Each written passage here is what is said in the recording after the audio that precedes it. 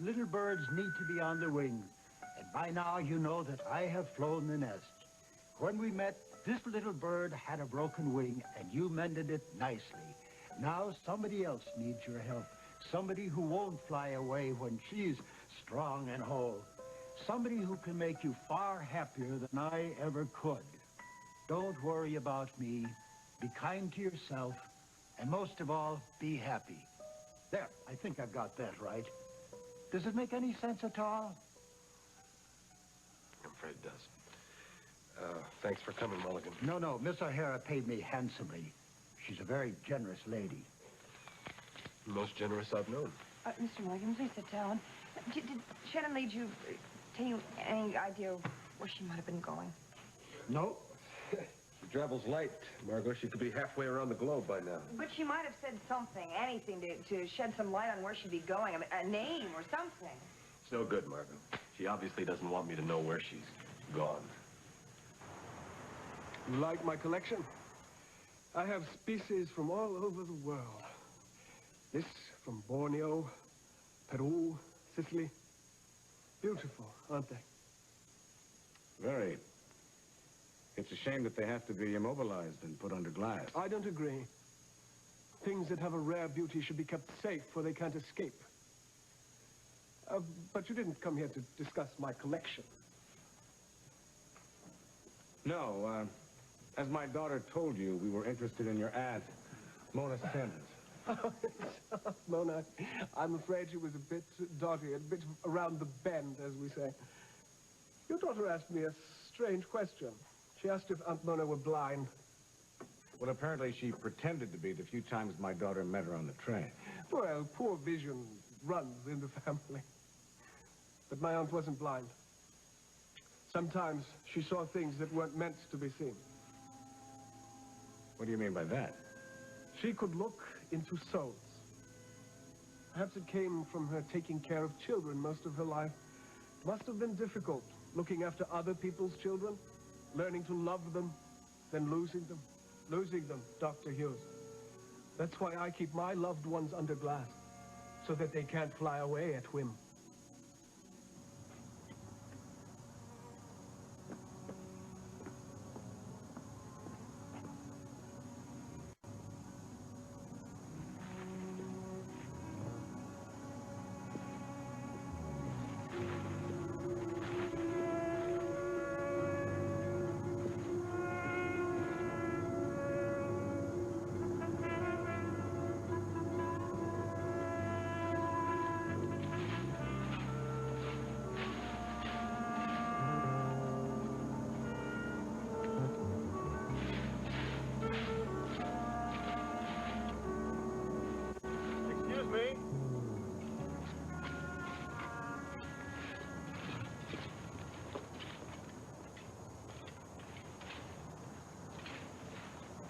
Excuse me, sir.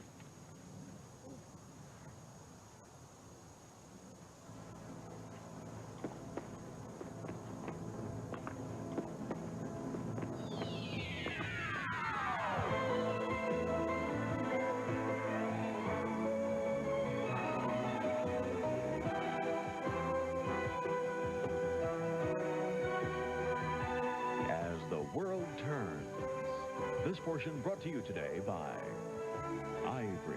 There's a pure, natural kind of clean when you lather up with Ivory. And by Lemon Fresh Joy. Of all lemon brands, Joy cleans best, down to the shine.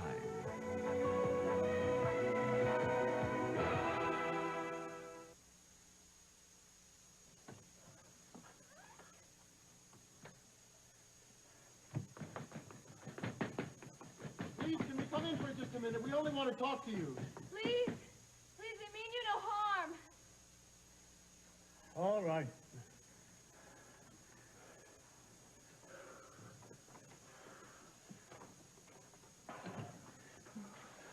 What do you want with me? We've seen you before. Yes, outside that pub in London. Do you remember? My name is Seth Snyder, and this is Franny Hughes. I'm Herbert Parnley, and I do remember you. Why did you run away from us that night? We only wanted to talk to you. Is it because you thought I was someone else? Someone who is close to Mona Sims? Sir, the reason we've come... I met Mona Sims a few times, and later she gave me a book. The day that we came here to thank her, we saw a young woman riding away on a white horse. She was crying. And then we found Mona Sims here, dead. The young woman on the horse looked very much like me. The resemblance is remarkable. Do you know Sabrina?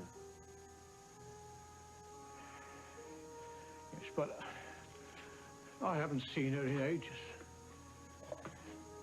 Please tell us anything you know about her. Sit down. It all happened a long time ago.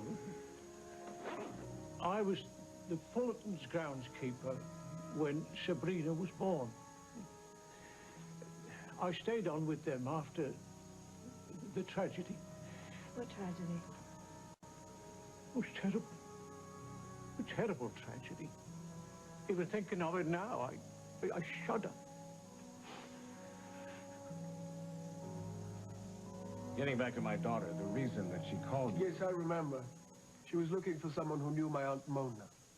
A young woman by the name of Sabrina. Sabrina? Ah, yes. Lovely name. Such music in it. Sabrina. I'm sorry I can't help you. I have never met a Sabrina that I can remember. Did your aunt ever mention anyone by that name? As I told your daughter, Dr. Hughes, I hadn't spoken or seen my aunt in many years.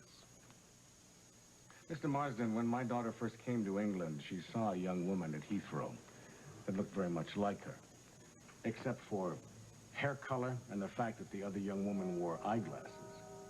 She said it was like a mirror image. Perhaps your daughter has an overly active imagination. No, I've been with her since, and she's been mistaken for this young woman, Sabrina. I have a photograph of my daughter. Have you ever seen anyone who looked like that? Your daughter is a very beautiful young woman, Doctor. Listen, you sure you don't want to talk about this? No, I just need to think about it some more, Tom.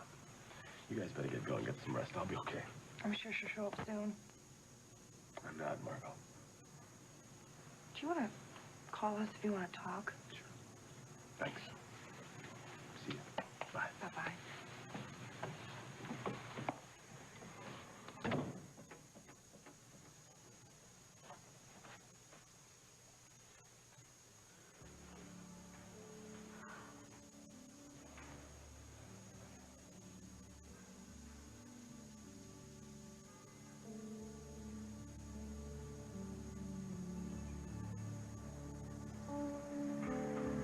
It's not even anything you've done on purpose. That's what's been so hard. You and Beatrice are blameless, see? And I am the other woman here. Please. I know you can put things right with Shannon. I know you can. I'll try. Will you be all right? Stop thinking about me. Go! Beatrice loves you. If you look deep inside, you'll find you love her too.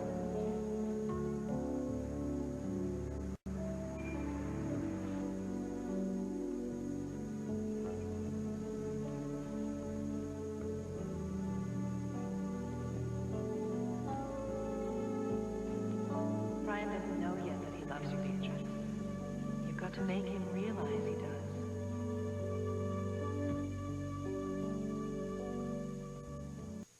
I'm sorry, Jocelyn. Franny's not home. She and Seth went down to Banbury. Oh, come on in. Hello, Mrs. Hughes. Penny? Some coffee with us. Well, I'm afraid I can't stay. I just dropped by to give Franny this book on German folklore. Well, have you heard from Amy? Yes, I have. She called. Everything is fine in Norway. Oh, good. Why did Franny and Steph go back to Banbury? I thought Miss Timms' cottage had been closed up. Well, Franny had a terrible nightmare last night, and she seemed to feel that maybe if she went back, she could get her thoughts straightened out. I remember the first time I met Franny. She told me about this young woman who resembled her so. She was upset by it even then.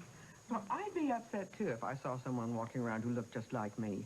But I think she's handling it very well, even so. Well, at least she doesn't feel it's her imagination. And finally, Seth saw Sabrina. I remember Dr. Hildebrand warning her not to become obsessed by this. Oh, I don't think she has. I think she just wants to find her and talk to her. Well, we all do.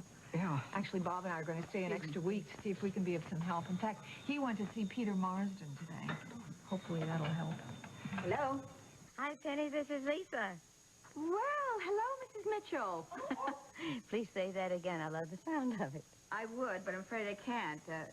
Mom and Kim are here, and Kim is pulling the phone out of my hand as we speak.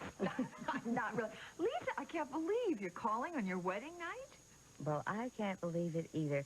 But I do want you to know that we're not going to go on our honeymoon right away. Honey, why not?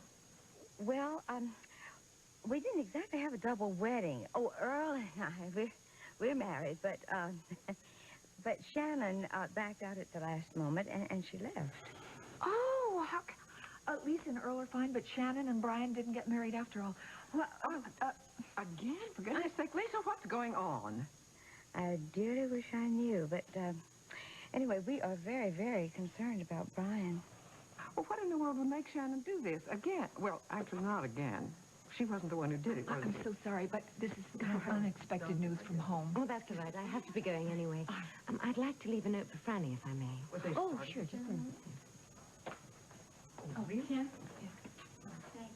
Oh, for goodness sake. They got as far as Tuesday. Thanks very much. And Shannon said no. I mean, then what? Yeah. Oh. Well.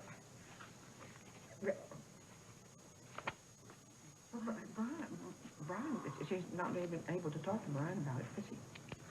He looks at the family. Believe on it.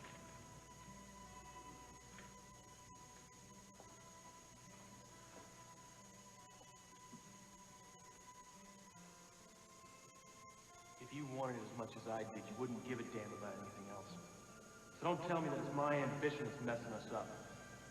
Why don't you just go back to Dusty and all your well-mannered friends? I'm sorry I showed up and embarrassed you like I did. I promise you it won't ever happen again, okay?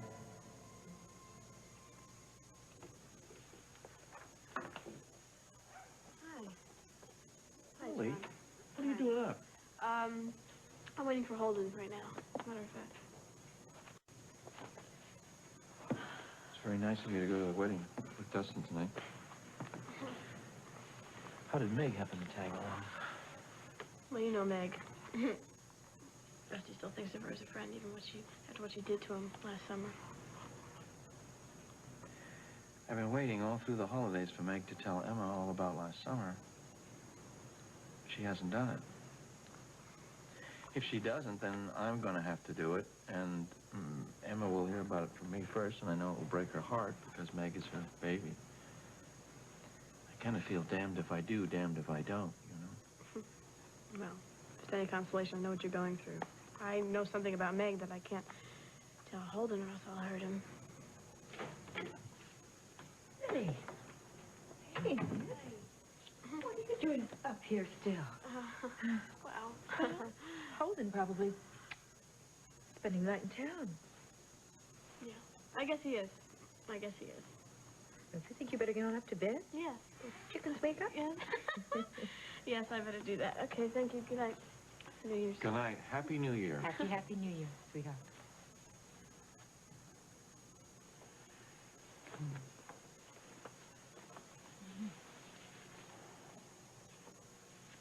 I'm glad you decided to take the day off tomorrow.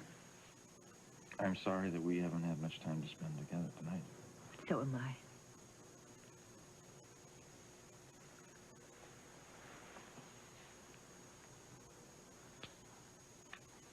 I love you. Do you know that? That I love you? Yes. Yes. Yes, I do know that. And I love you. Oh. Did you ever sleep in a feather bed? No. No? No. stars out my window are so beautiful. You can spend the night with me. Lead the way. Happy New Year. Happy New Year. Some long johns, see? Long johns for John.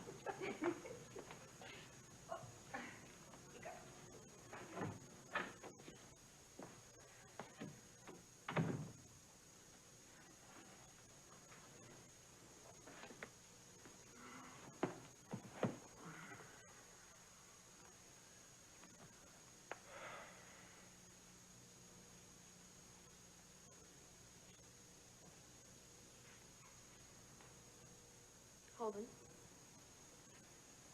What are you doing here? heard you drive up. I've been waiting up all night to talk to you. Don't you think we talked enough tonight? Where have you been? Oh, I've been out driving around, having a good time.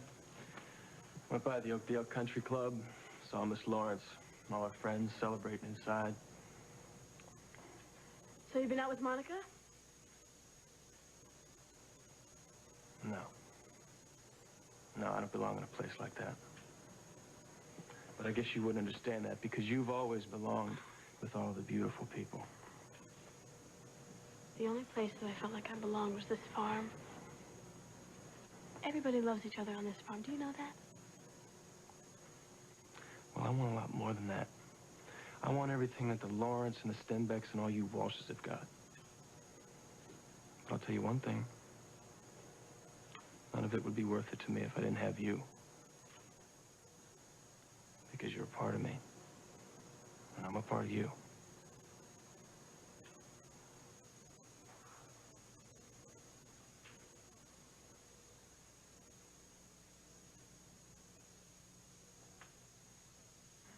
This is where you let go of me.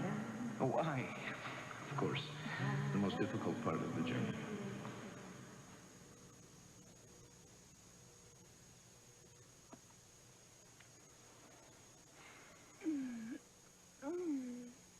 You're still awake? I... Oh, it's getting light out. I better go back to the other chamber before the boys wake up. Fine. Thinking about James?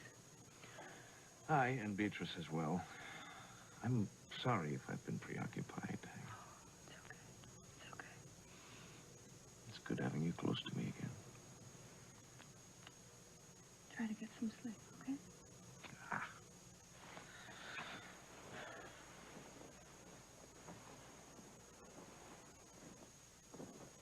I'll see you before you go.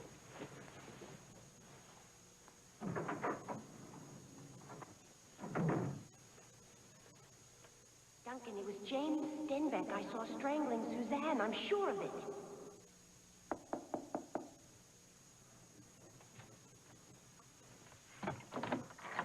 Beatrice, what are you doing up at this hour? I saw Barbara returning to her room. I hoped you'd still be awake. What is it? Duncan, I feel so awful. I must never see Brian again. I can't have a face him after what happened tonight. You did nothing wrong. I only wish I could believe that. Well, I want you to stop worrying and try and get some rest. You'll see I'm right. All right, I'll try. Beatrice, there's something I have to ask you. I hate to bring up unhappy memories, but... Did Suzanne ever write to Thomas? Often, I think. I found a perfumed letter once. Made me very jealous. I'm sure she sent it. She was after every man she met. Oh, Duncan, I'm sorry. Do you recall where Thomas kept his correspondence? I remember a tooled leather box he kept in his study, but I don't know what happened to his personal effects after Hensley killed him. Well, they left everything to you. The house outside Edinburgh, securities, everything. Well, perhaps they stole his house then. Do you recall in Thomas's letters to you if he ever mentioned James Stenbeck, or Lester Keyes, as he was known while he was working for Hensley? Not that I remember. I'll look through them, though. All right. But first I want you to get some sleep. Off to bed with you. Night. He's a kiss. Good night.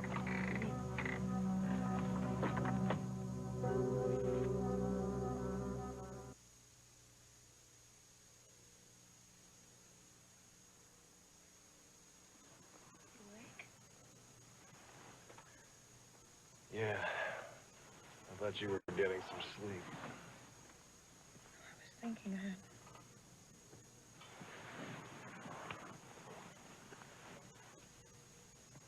I wish things were back to normal so that I could be a real wife to you. Hey, I don't want you to think about that. I just can't help but thinking that,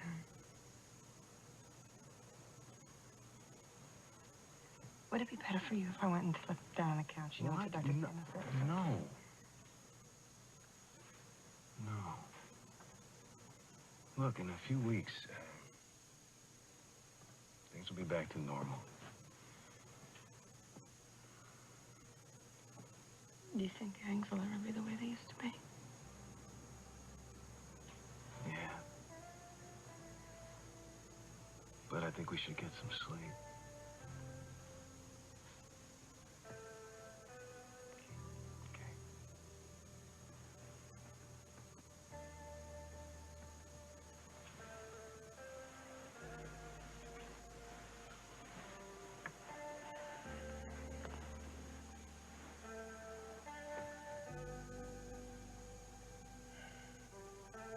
What time did you get up?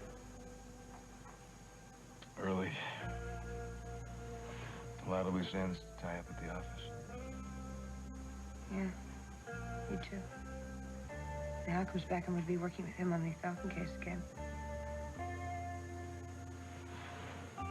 You know, I've got something that may help you out with that. I'll show you in the morning, okay? Okay.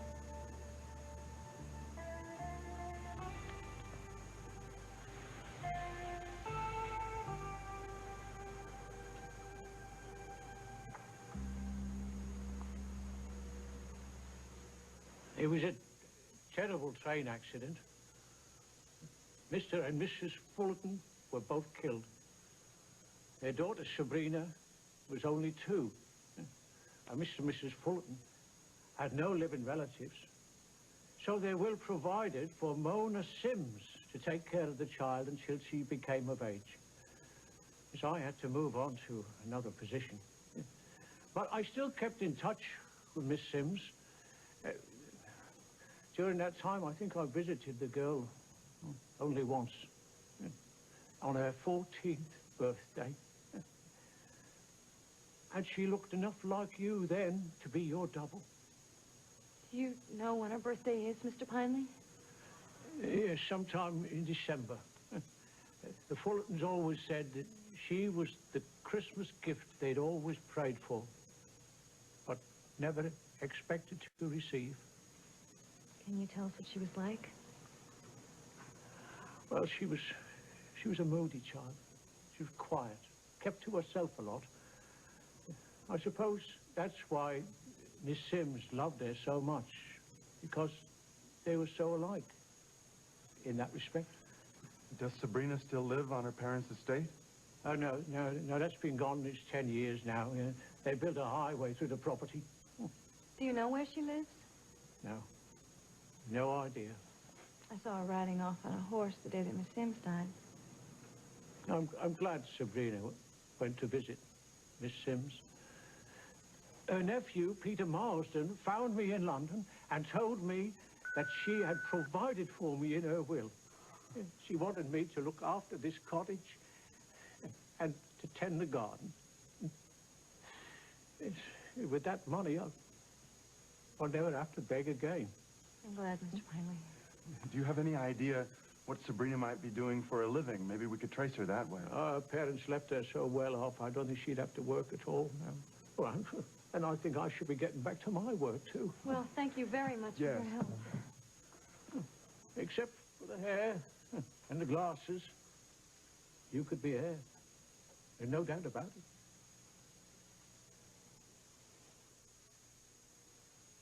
I'm sorry, I can't help you. Well, it was worth a try, Mr. Marsden. I'm sorry I troubled you. Oh, no trouble at all. You still have our number here? Somewhere. Why don't I leave it for you again? Just on the chance that when you go through your aunt's effects that you will find something about Sabrina. As you wish. This is my sister's apartment in Chelsea. My wife and I are staying with her, and we'll be here for another week. Will your daughter be staying on in London? Yes. Alone? No. She'll be at my sister's. Ah, well, perhaps I should have the picture then. I might run across some old photographs in my aunt's things. It would be useful for comparison. All right. Thank you. I hope to hear from you. I'll let myself out. Very well. Goodbye.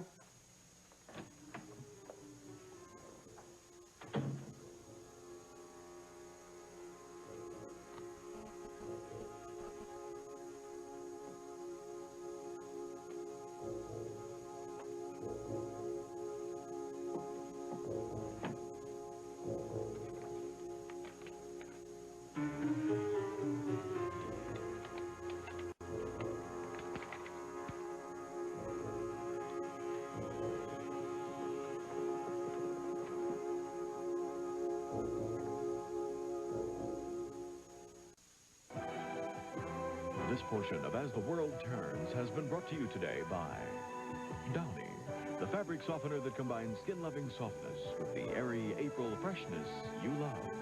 And by Antiseptic Scope with T25.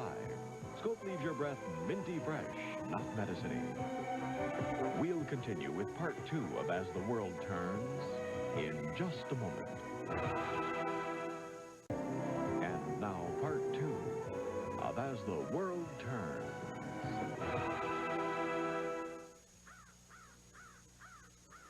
Okay, Mama, I'm gonna get in the office. Okay, thank you for helping me this morning. Good morning. Bye-bye. Good morning. May I get you some coffee? Yeah, sure. Okay, good. Excuse me, babe. You really gonna go to work today? Yeah, Stenbeck's not expecting me, but I got a lot to do. Listen, Holden, I don't think you should turn your back on that guy. It's funny, a lot of people keep telling me that. He's a brilliant businessman, I'll give him that much. Maybe, but I'd watch out if I were you. He's a pretty slick operator. I wonder who you could be talking about. Oh. Hi. Good morning. Somebody was snoring last night. Oh, no, I can't go to work. Yeah, I got to. Oh, I thought maybe we could spend the day together since it's my last day of vacation. I can't. Lawrence deal's about to be finished up.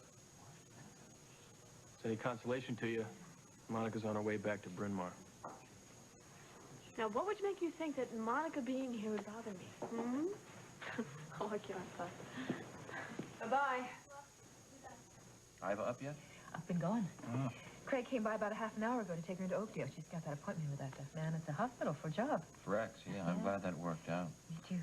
She and Craig seem very close. Yeah, she's a little concerned that he hasn't gotten over his feelings about Sierra. You know, I once gave Sierra a job working on a research project at the hospital. I gave her the job mostly to get back at her mother. Anyway, the more we worked there, I became very fond of Sierra. Well, I can understand that. She's a very, very lovely, very attractive young woman. Yeah. Funny thing was, I found out that Sierra was Lucinda's daughter before Sierra did. Before Lucinda herself was willing to acknowledge it to anybody. She and Craig were planning on getting married, and I didn't like that idea at all. Not at all. So I told her that she was Lucinda's daughter. And I also told her that Craig was withholding that information from her. She got pretty upset. She left town. She married this guy, Tonio. You see, there was a time when I would do just about anything to get what I wanted, and I'm not very proud of it. But I tell you this because I don't want to withhold things from you. I appreciate your honesty, John. Honesty is very important to me. Good. Because there's something else I want to tell you, too. Yeah? Should I brace myself? Maybe you should. Excuse me. Hello? Oh, hi, Meg. No. I'm glad you called. I miss not having my little baby at home. Yes.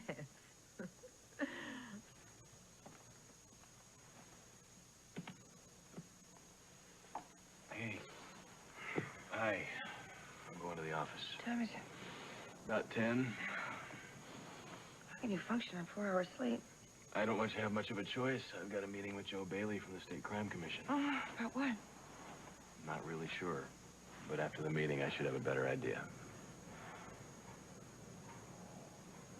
Things will be better for us. Sure they will. I'll see you later. Oh. This was found in one of the underground passages under McKechnie's castle. What is it? It's a torn page from some ledger. And you can see all these entries are from Edinburgh, and they're shipments to companies all over the world. These are like drug deals with names and addresses. Who gave this to you? I promise not to reveal my source. Oh, I couldn't take it. You sound like a DA I'm already. almost the DA already. You know, What? 2 years are gonna go whizzing by, and then we can try again. You know what I think? What? I think we really should take one day at a time.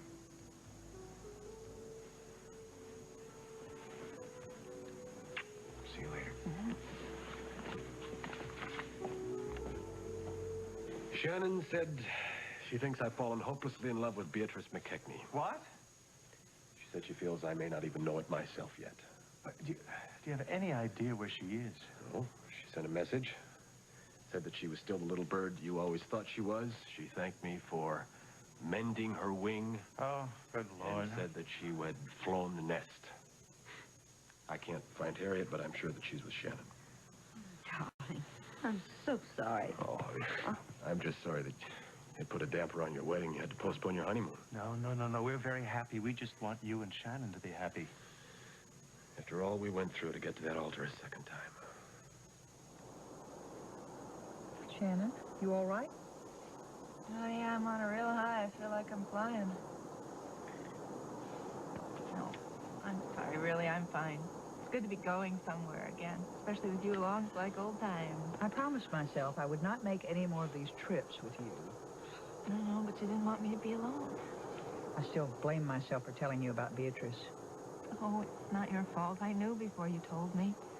It's not Beatrice's or Brian's fault either. They just fell in love. I only hope that he realizes I did the right thing. He can be so stubborn. If he doesn't, all this will have been for naught. Oh. Hey, let's lighten up. Okay, let's have some champagne. Toast to new beginnings. 10:15 in the morning. That's Oakdale time. Where we're going, it's 4 o'clock in the afternoon. I'll go order 2 glasses. Okay.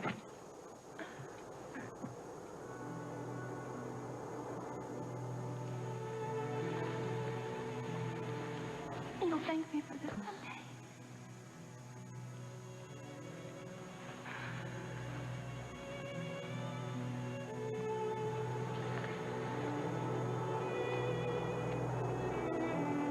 If I'm wrong, I made the biggest mistake of my life.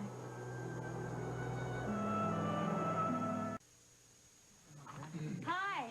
Hi. We had a very interesting day. Yeah. Did you talk to Peter Morrison? Yeah, I'll tell you about that. How did you do in Banbury? Great. You're not going to believe this. But the man that we saw begging outside a pub, the one who mistook me for Sabrina, we saw him today outside Mona's cottage. He's working as a gardener there. Yeah, and his name is Herbert Pineley, and he knew Sabrina when she was a child. He worked for her parents as a groundskeeper. And her father's name is Edgar Fullerton. Fullerton? Did he know where they lived? Now, her parents were killed when she was 2. There were no close relatives, so Mona Sims brought her up. Well, what about Sabrina? Does he know where she lived? No, the family home was torn down a long time ago. All we have is the name. What about Peter Morrison? Oh, you guys did a lot better than I did. He said that he hadn't been in touch with his aunt in years and didn't know anything about Sabrina. Well, I guess we can forget about him then. Well, maybe not. I left him your photograph, and he said as he went through her things, if he found anything about Sabrina, that he would call us. But I don't know that he will. Why? There's something very strange about it. How so? Oh, I don't know. Well, some of the things that he said and the way he looked. Like what? I guess you had to be there. Well, anyway, Franny, I think you're going to solve this mystery very soon. I think so too, Grandma. Listen, I don't know if all of your appetites are in sync with London time, but we are ready for high tea. Oh. Want to help me say Yeah, that? sure. I'll help you. Oh, good, Mom. Seth, don't let Franny go out to Marsden's by herself. Why? I really can't put it into words, but there's something almost frightening about him. Sit down, Joe. So, tell me, what's up? Tom, I'm going to get right to the point. I was very impressed with what you had to say at the briefing at the Capitol. Thank you. I'd like to offer you a job. A job? You know I have 2 jobs already. I know. But I need a man like you to help me head up a new division. It's a national task force with one purpose, going after organized crime. No, I'm talking about the bosses, not the little fishes. We've got the cooperation of every major federal agency. No, look, if I were free, I would be very interested in this. But I've got a few weeks. I take over as DA here. Tom, you're not going to be able to accomplish as much on the local level as you can from the kind of spot I'm talking about.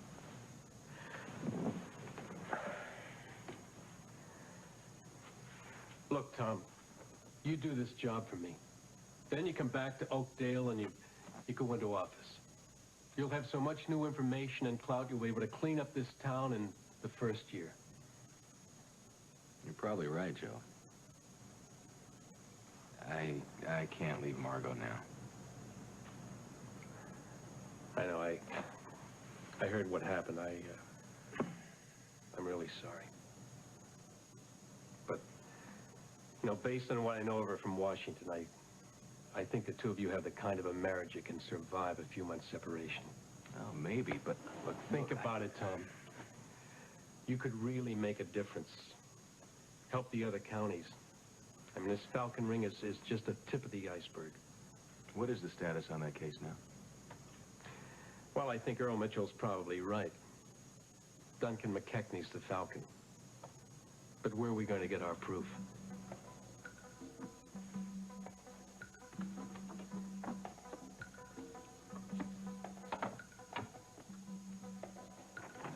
John, we're leaving as soon as the boys are ready. Fine. What's wrong? I'm convinced that your ex-husband was up here during all the confusion of the wedding. I just can't figure out what's missing. Listen. Did you steal the ruckle from Emily's cabin on the yacht? No, but I've a theory. I'd like to hear it. If it was your ex-husband who gave Emily that ruckle instead of poor Hensley, then perhaps it was James who stole it, afraid that Emily would weaken under my threats and sell it back to me. But why would James care if she did or didn't? That I don't know yet. It may have something to do with how he got the ruckle in the first place. It may tend to incriminate him. In here, Paul. Well, lads, are you ready to go? Tuck that shirt in. Not yet. I want to show into the passages.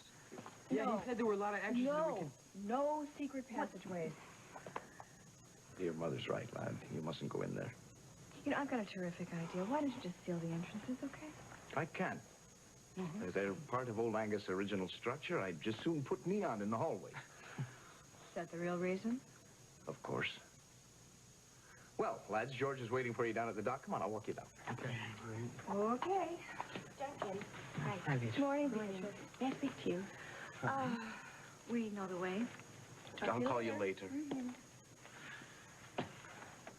Well, have you found anything? Yes, these are some of Thomas's letters. Does he mention Stenbeck? No. But before our wedding, Thomas wrote to me and said that he thought Suzanne was seeing a man named Lester. Look, did Marsden say why Franny hasn't been able to reach him since the last time she called? No, not actually, but he was evasive about everything. Well, I'll make sure that she doesn't go up there by herself. Good.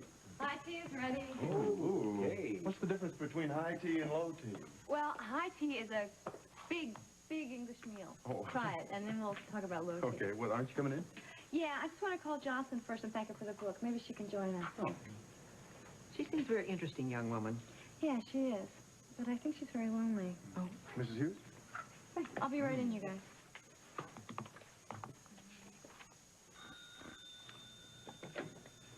Hello? Hello. Could I please speak with Miss Frances Hughes? This is she. Hello, Miss Hughes. This is Peter Marsden. I met your father earlier today. We had a very interesting chat. Oh, yes, Mr. Marsden. He told me all about it. I would like very much to talk to you. Would it be possible for you to come here, to me? Well, certainly. I mean, as I've told you before, I'm very anxious to locate Sabrina Fullerton. When can I come see you? Any time you like. Just phone me first.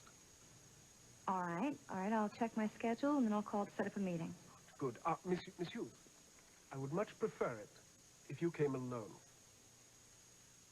Well, all right. Thank you. Goodbye.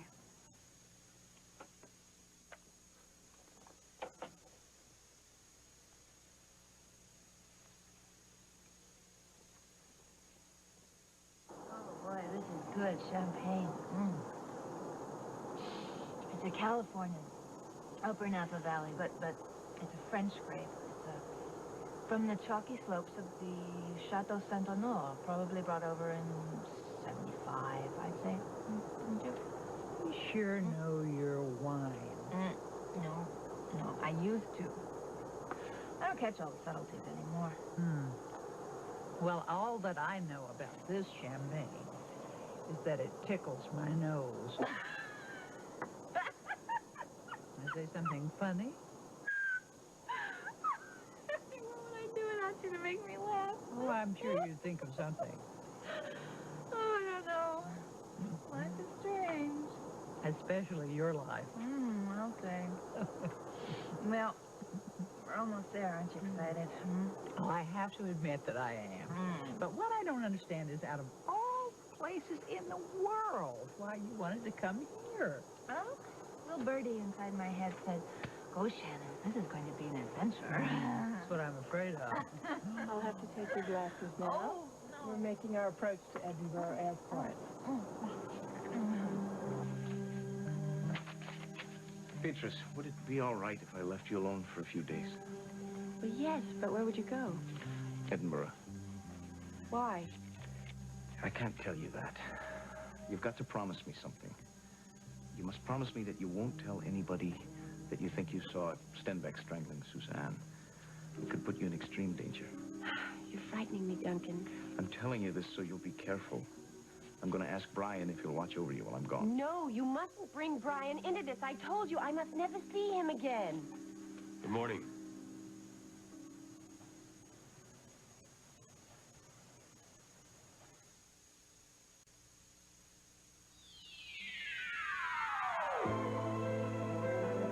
Stay tuned for Capital. Next on most of these CBS stations.